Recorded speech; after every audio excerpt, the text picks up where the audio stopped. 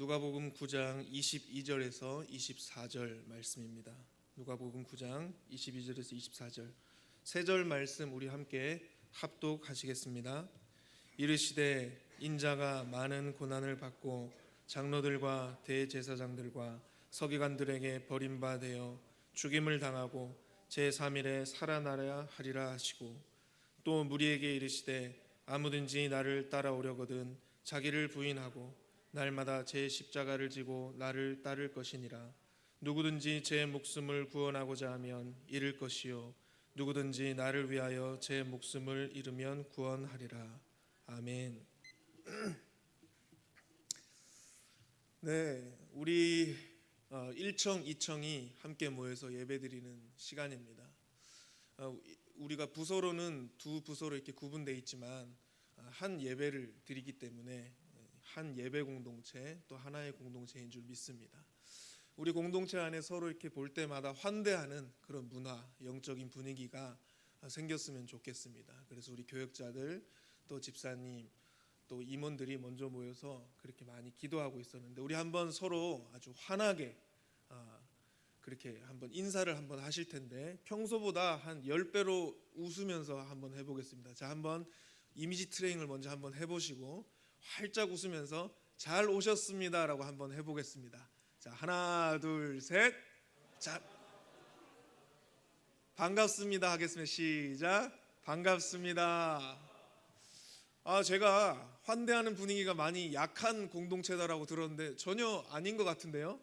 아주 얼굴이 너무 좋고 그렇습니다. 우리 함께 앞으로도 우리 찬양단 할 때도 축복성을 먼저 이렇게 하던데, 그때도 우리가 방금 같은 표정으로 그렇게. 자, 우리 한 번 더 해볼까요? 하나 둘 셋 하면 잘 오셨습니다. 하나 둘 셋. 잘 오셨습니다. 네, 너무 축복하고 잘 오셨습니다. 환영합니다. 예수님과 동행하는 삶이란 제목으로 말씀의 은혜를 나누겠습니다. 사랑하는 우리 대일 청년 여러분, 오늘 말씀의 제목이 예수님과 동행하는 삶인데, 이 제목 앞에 우리는 먼저 근본적인 한 가지 질문을 던져야 합니다. 여러분은 복음의 본질이 뭐라고 생각하십니까? 기독교 신앙의 정수가 무엇이겠습니까? 답을 바로 드리자면 성경은 아주 분명하게 답하고 있습니다. 복음의 중심, 기독교 신앙의 핵심은 십자가와 부활입니다. 이 십자가와 부활의 이 진리는 세상의 철학에서 발견할 수 없는 내용입니다.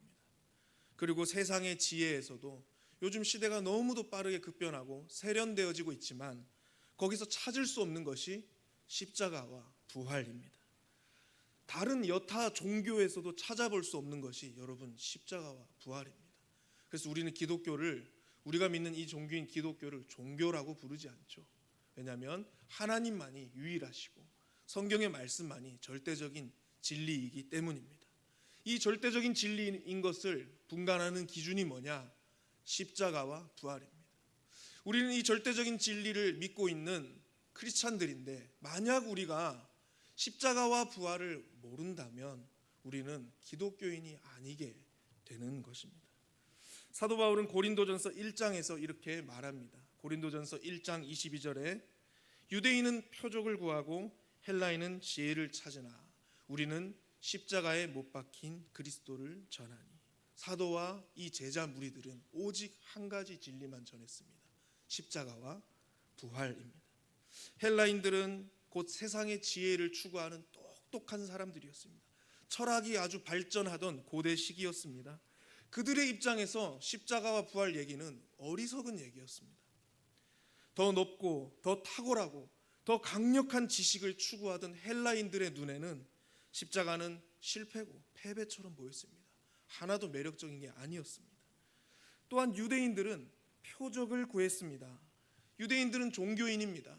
그 시대의 종교인의 가장 앞서가는 유대인들은 종교적인 체험, 표적, 신적인 개입을 갈망했지만 정작 하나님의 아들이신 예수 그리스도가 이 땅에 신적으로 개입해서 오셨는데 알아보지 못했고 그분을 십자가에 자기 손으로 못 박았습니다. 바울은 단호하게 선언합니다. 고린도전서 1장 24절에 오직 부르심을 받은 자들에겐 유대인이나 헬라인이나 그리스도는 하나님의 능력이요 하나님의 지혜니라.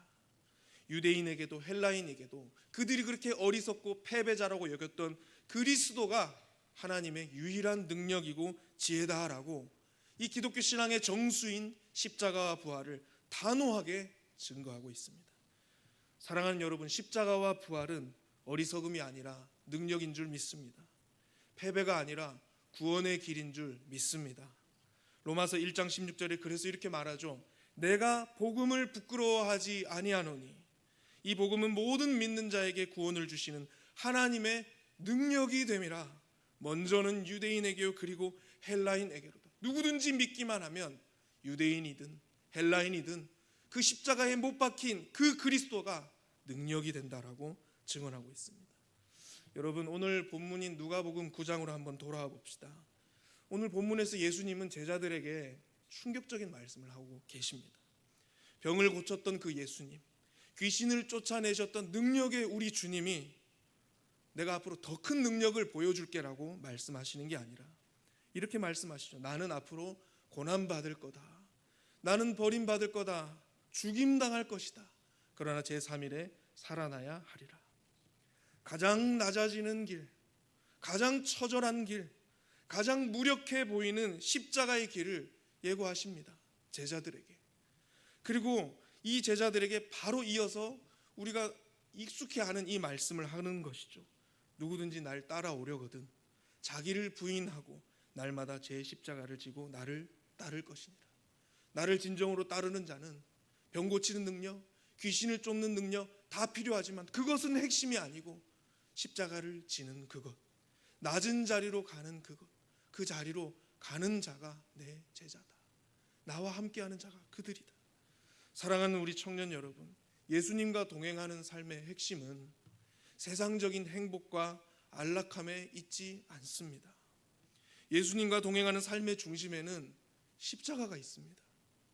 물론 주님은 우리에게 세상이 줄 수 없는 기쁨과 평안을 더하여 주십니다. 때로는 형통함도 주시고요, 명예도 주시고요, 영육의 강건함도 허락하십니다. 그러나 그것은 핵심이 아닙니다. 핵심은 우리가 기독교인인 것을 분별할 수 있는 유일한 핵심은 십자가를 함께 지는 삶, 곧 자기 부인의 삶인 줄 믿습니다. 오늘 우리는 예수님과 동행하기를 원하는 우리 청년들 성도들이 이 자리에 모였습니다.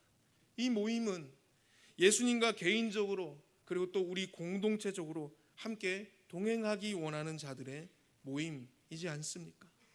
오늘 이 말씀을 통해 우리의 신앙을 다시 한번 점검하고 2026년 한 해가 우리 주님과의 관계성 안에서 비약적인 성장을 이루는 전환점이 되기를 주님의 이름으로 축복합니다.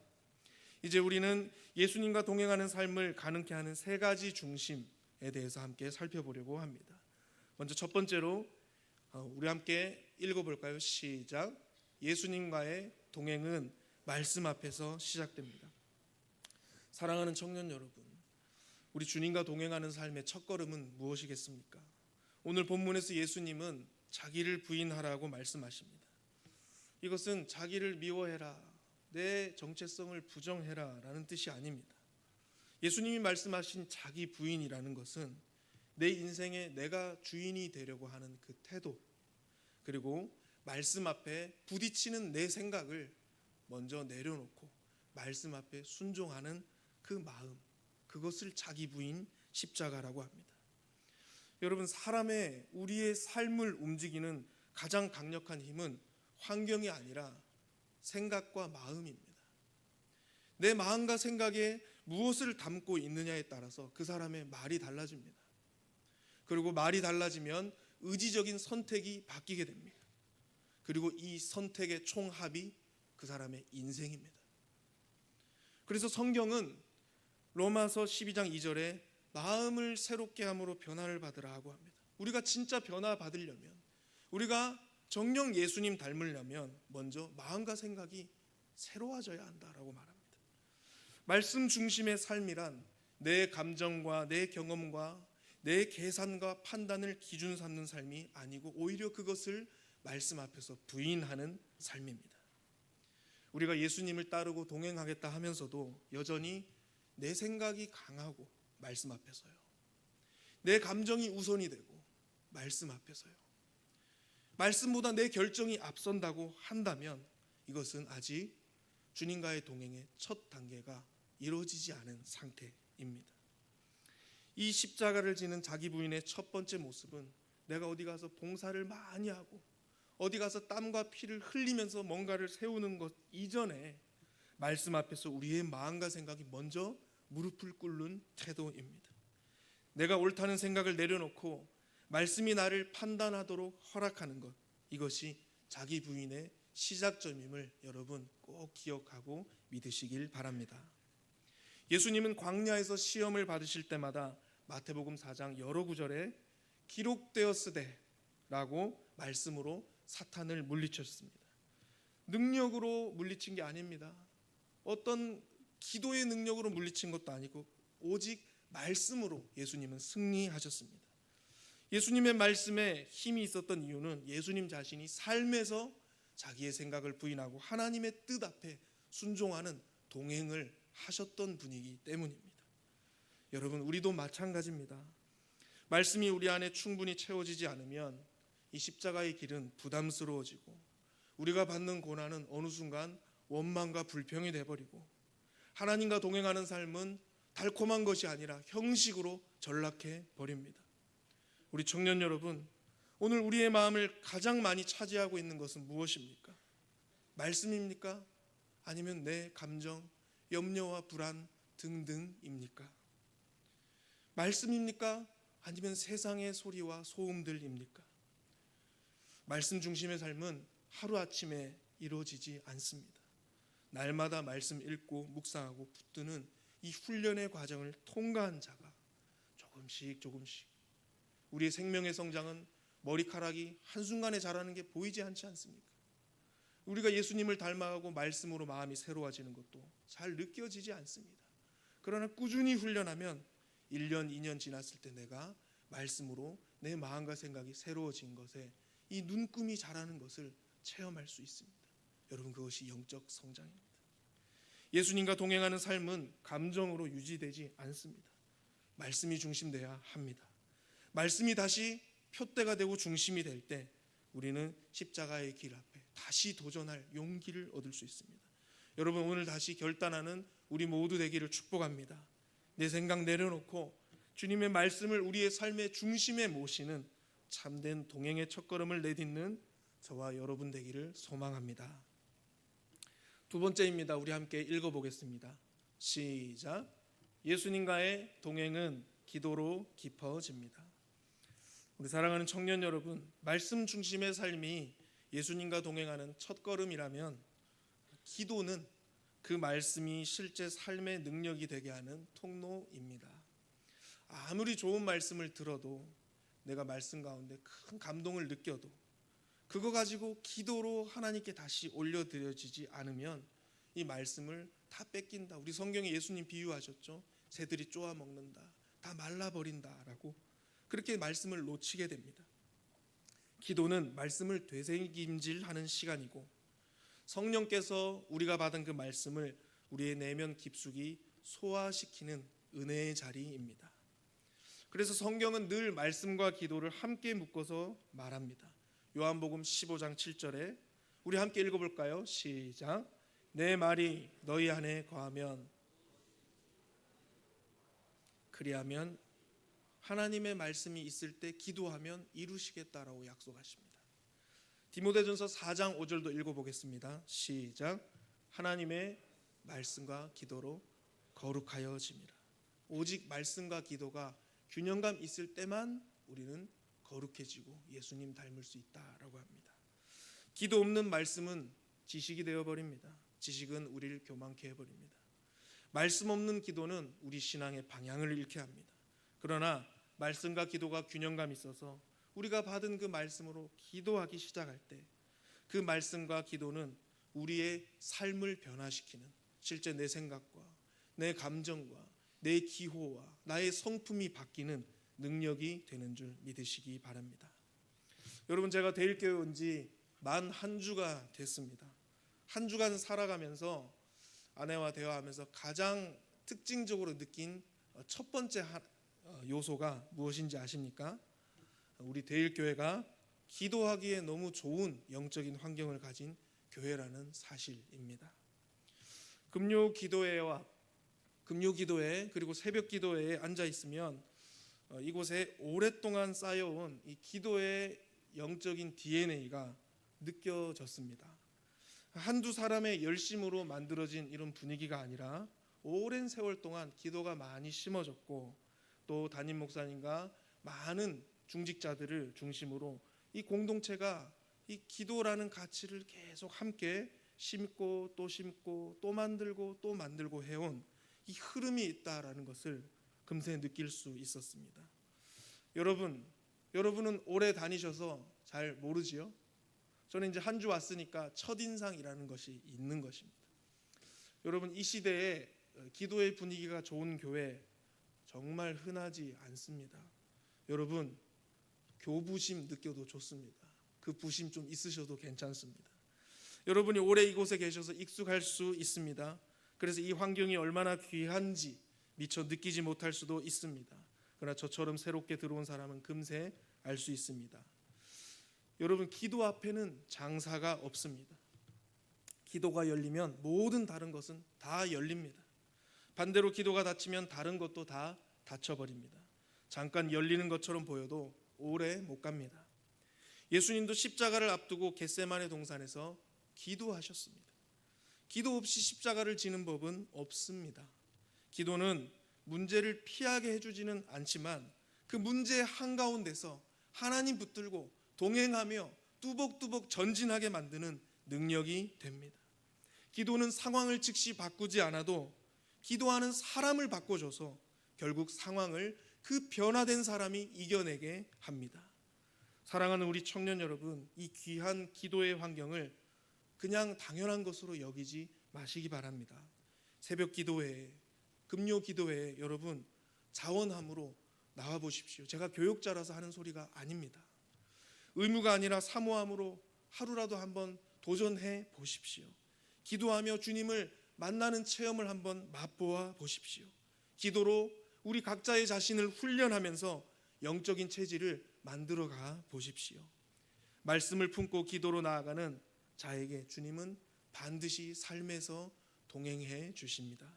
기도의 문이 열릴 때 이 십자가의 길은 짐이 아니라 어느새 은혜가 되고, 예수님과의 동행은 우리의 삶에 너무도 자연스러운 일상이 되는 줄 믿으시길 바랍니다. 세 번째입니다. 우리 함께 읽겠습니다. 시작. 예수님과의 동행은 예배로 완성됩니다. 사랑하는 우리 청년 여러분, 예배의 본질은 무엇이겠습니까? 제사와 형식입니까? 여러 화려한 순서들입니까? 아니면 음악입니까? 아니면 우리가 얼마나 정성껏 이 예배를 준비하는가에 달려 있는 것입니까? 성경이 말하는 예배의 본질은 앞서 말한 이 모든 것을 넘어섭니다. 예배의 본질은 하나님 아버지와의 만남입니다. 인간의 타락은 단순히 죄를 지었다라는 사건이 아니라 하나님과의 관계가 깨어짐이었습니다. 하나님과의 관계가 깨어졌고 하나님을 더 이상 자연스럽게 일상에서 만날 수 없게 되어버렸습니다. 하나님과의 관계가 깨어지자 다른 모든 관계도 순차적으로 깨어졌습니다. 자신과의 관계도 깨졌습니다. 내 혼자 내 스스로 내 마음을 지킬 수 없습니다. 타인과의 관계도 깨어졌습니다. 자연과의 관계도 어그러졌습니다. 관계가 깨어진 이 자리에 이 죄인인 우리들은 고통과 두려움과 불신과 소외가 자리 잡게 되었습니다. 타락 이후의 삶은 점점 지옥처럼 변해갔습니다. 어느 한 웹툰 제목이 있죠. 타인은 지옥이다. 이 제목으로 큰 공감을 현대사에 얻었습니다. 타락한 인간에게 이 관계라는 것이 얼마나 큰 고통이 되는지를 보여주는 단면일 것입니다. 그런데 여러분, 놀라운 은혜가 있습니다. 아담과 하와가 타락하여 아버지의 집 에덴에서 쫓겨난 직후에 하나님은 이 죄인들과의 관계를 완전히 끊어버리지 않으셨습니다. 오히려 곧바로 예배라는 은혜의 통로를 허락하십니다. 그래서 죄인임에도 불구하고 이 타락한 자들이 가서 예배의 제단을 쌓는 곳마다 하나님이 하늘 문을 여시고 임재하십니다. 무엇이냐? 다시 만남을 회복하신다라는 것입니다. 아담 이후로 인간은 예배라는 이 은혜의 통로를 통해서 하나님의 임재를 경험했고 하나님의 음성을 들을 수 있었고 하나님의 뜻을 확인할 수 있었습니다. 예배는 죄인이 하나님께 나아가는 방편이고 끊어진 관계가 다시 이어지는 자리였습니다. 그래서 예배의 본질은 우리가 무엇을 하느냐, 무엇을 드리느냐 이전에 누구를 만나느냐에 있는 것입니다. 성경은 이것을 분명히 말합니다. 요한복음 4장 24절에 하나님은 영이시니 예배하는 자가 영과 진리로 예배할지니라. 형식으로 예배하는 것이 아니라 온전히 영과 진리로 예배하는 하나님과의 관계가 이 예배의 핵심이라고 증언하고 있습니다. 막힌 담이 허물어지고 아버지와 자녀의 이 불화의 관계가 다시 회복되는 것, 여러분 그것이 예배인 줄 믿으시길 바랍니다. 그래서 우리 예수님과의 동행은 결국 예배로 완성됩니다. 오늘날 우리는 함께 모여서 이렇게 공예배로 드립니다. 우리는 부서는 2개지만 하나의 예배 공동체입니다. 앞으로 우리가 함께 예배하고 한 말씀, 한 임재, 우리가 올려드리는 하나의 그 기도 속에서 우리가 누릴 것들이 참 많이 있습니다. 그리고 우리의 이 공예배를 중심으로 하나님을 자꾸 만나기 시작할 때 우리 각자의 삶의 예배가 열리게 되는 줄 믿습니다. 그래서 동행이 예배를 통해 완성됩니다. 우리는 비로소 삶의 예배자가 되는 것입니다. 사도 바울은 로마서 11장 1절에서 말합니다. 우리 함께 읽어보겠습니다. 시작. 너희 몸을 하나님이 기뻐하시는 산 제물로 드리라. 이는 너희가 드릴 영적 예배니라. 삶이 예배가 된다는 것은 완벽하게 사는 것이 아니라 매 순간 하나님과 동행하며 사는 것입니다. 순간순간 하나님을 의식하고 하나님과의 관계를 붙들고 다시 아버지께로 돌아가는 삶, 그것이 예배입니다. 사랑하는 청년 여러분, 예배의 목적은 감동이 아닙니다. 예배의 목적은 예수님과의 동행입니다. 하나님과 함께 걷기 위함입니다. 공예배에서 출발하여 우리의 삶이 거룩한 산 제사가 될 때까지 예배의 이 본질을 회복하는 우리 대일 청년 예배 공동체 되기를 예수님의 이름으로 축복합니다. 사랑하는 청년 여러분, 오늘 우리는 예수님과 동행하는 삶의 길을 다시 한번 분명하게 붙들었습니다. 첫째로 예수님과의 동행은 말씀 앞에서 시작됩니다. 내 생각, 감정이 아니라 하나님의 말씀이 삶의 기준 될 때 우리는 비로소 주님과 같은 방향으로 걷기 시작합니다. 두 번째 읽어볼까요? 시작. 예수님과의 동행은 기도로 깊어집니다. 말씀은 기도를 통해 생명이 되고 기도는 성령 안에서 우리를 단단하고 담대하게 변화시키는 줄 믿습니다. 셋째로 시작. 예수님과의 동행은 예배로 완성됩니다.